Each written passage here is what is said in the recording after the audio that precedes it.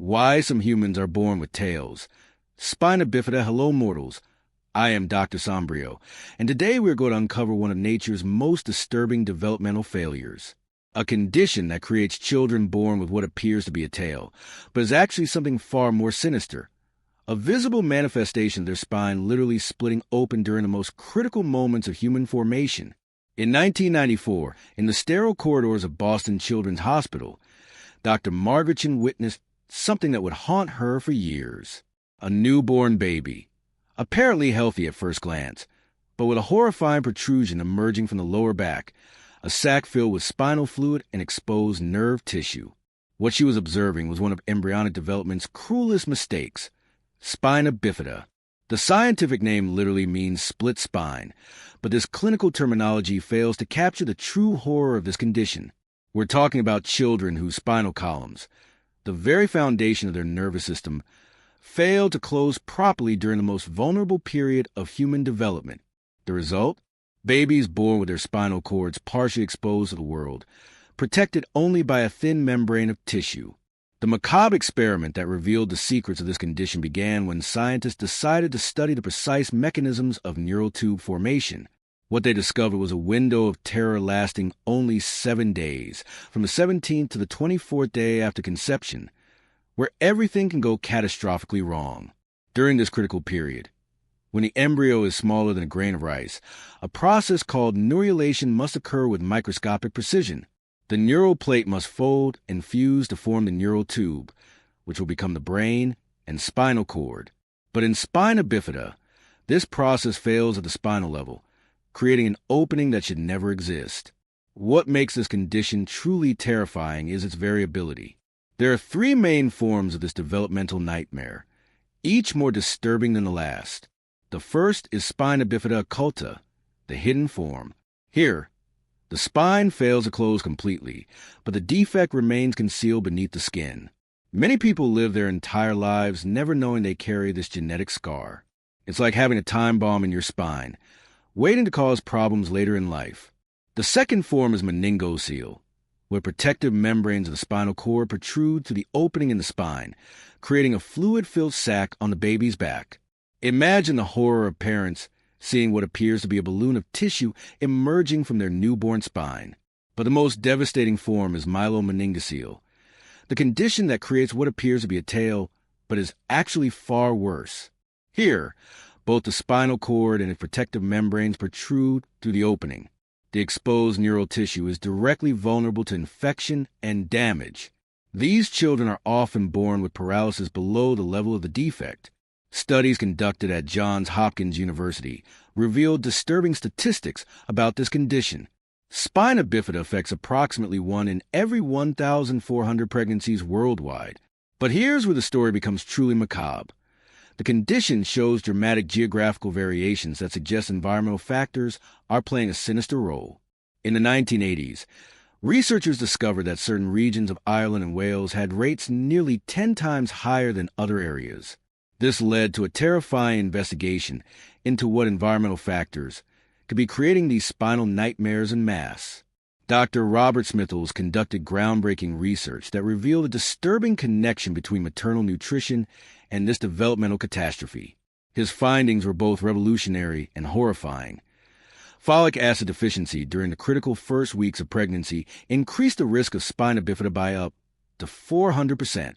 But the environmental triggers go beyond nutrition. High maternal body temperature during early pregnancy, caused by fever, saunas, or hot tubs, can increase the risk by 200%. Certain anti-seizure medications raise the likelihood by 300%. Even diabetes in the mother can triple the chances of this spinal horror. Perhaps most disturbing is the discovery of toxic environmental clusters.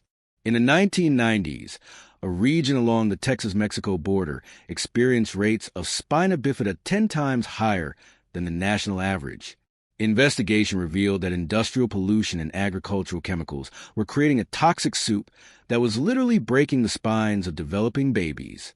The diagnosis of Spina Bifida can be made as early as the 16th week of pregnancy through ultrasound and blood tests. What doctors see on the screen is both clear and horrifying. The characteristic lemon sign, where the fetal skull appears compressed, and the banana sign, where the cerebellum is pulled downward due to the spinal defect. The alpha-fetoprotein test reveals elevated levels of this protein in the mother's blood, a chemical signal that something has gone terribly wrong with the baby's neural development. It's as if the fetus is literally leaking its essence into the mother's bloodstream. But here's where the story becomes truly macabre. In 2003, researchers at the University of California made a disturbing discovery using advanced fetal MRI imaging. They found that babies with severe spina bifida often develop secondary brain abnormalities, including hydrocephalus, where cerebrospinal fluid accumulates in the brain, creating pressure that can cause intellectual disability. The surgical treatment of this condition is nothing short of medieval. Within 48 hours of birth, neurosurgeons must perform an operation to close the exposed spinal cord, essentially try to repair what nature failed to complete. But this is just the beginning of a lifetime of medical interventions. Children with severe spina bifida often require multiple surgeries throughout their lives. Shunts must be implanted to drain excess fluid from the brain. Orthopedic operations are needed to correct foot deformities and spinal curvature. Many children require wheelchairs, braces, and catheters for the rest of their lives. The psychological impact on families is devastating. Parents describe the horror of seeing their newborn with what appears to be a tail, only to learn that it's actually their child's exposed spinal cord.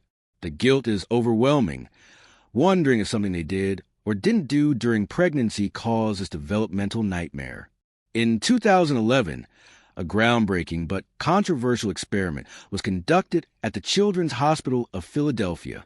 Surgeons performed the first successful in utero repair of spina bifida, operating on the fetus while it was still in the womb at 26 weeks of pregnancy. The results were both promising and disturbing. Babies who received fetal surgery had better leg function and were less likely to need shunts for hydrocephalus. But the procedure itself carries enormous risks. Premature birth, maternal complications, and the ethical nightmare of operating on an unborn child. Current research has revealed the genetic complexity of this condition. Scientists have identified over 200 genes that can contribute to neural tube defects. It's not a simple genetic error, but rather a complex orchestra of molecular failures that can occur during those critical 7 days of spinal cord formation. The prevention of spina bifida has become one of modern medicine's greatest success stories. Folic acid supplementation, when started before conception, can reduce the risk by up to 70%. Countries that have implemented mandatory food fortification with folic acid have seen dramatic reductions in neural tube defects. But thousands of cases still occur annually around the world, particularly in developing countries where prenatal care and nutrition are inadequate. It's a condition that disproportionately affects the poor, creating a horrifying disparity where economic status can literally determine whether a child's spine develops properly. The latest research is exploring genetic editing techniques like CRISPR to potentially prevent neural tube defects. But the ethical challenges are immense. Are we justified in editing human embryos to prevent these spinal nightmares? Where do we draw the line between medical correction and genetic enhancement? Spina bifida teaches us something profound about human development, that our ability to walk, to control our bodily functions, to live independently, depends on a process so delicate that it can fail catastrophically in a matter of hours during the 3rd week after conception. This condition forces us to confront uncomfortable truths about the fragility of human development.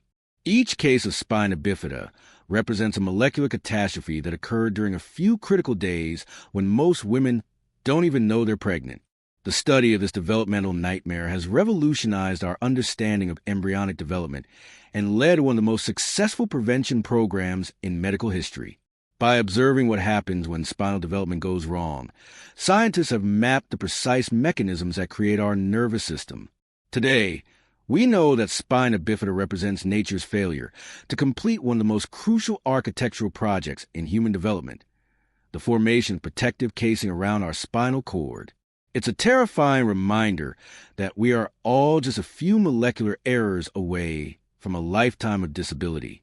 This condition reveals a dark truth about human development, that our ability to walk, to feel, to control our bodies depends on processes so intricate and precisely timed that they can fail catastrophically with devastating consequences.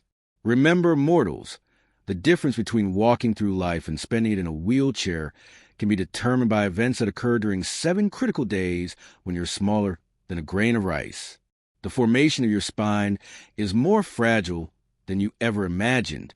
Spina Bifida remains one of nature's cruelest experiments. The creation of children whose spines literally split open during development, leaving them with what appears to be a tail, but is actually something far more sinister: the exposed foundation of their nervous system. If this macabre exploration of developmental nightmares has revealed the disturbing secrets behind spinal formation, leave a like to feed the algorithm that connects us to these dark mysteries of human development. And if you want more disturbing revelations about the experiments that nature performs on us during our most vulnerable moments, subscribe to the channel where scientific truth meets the reality of biological horror. Until the next installment of Scientific Darkness.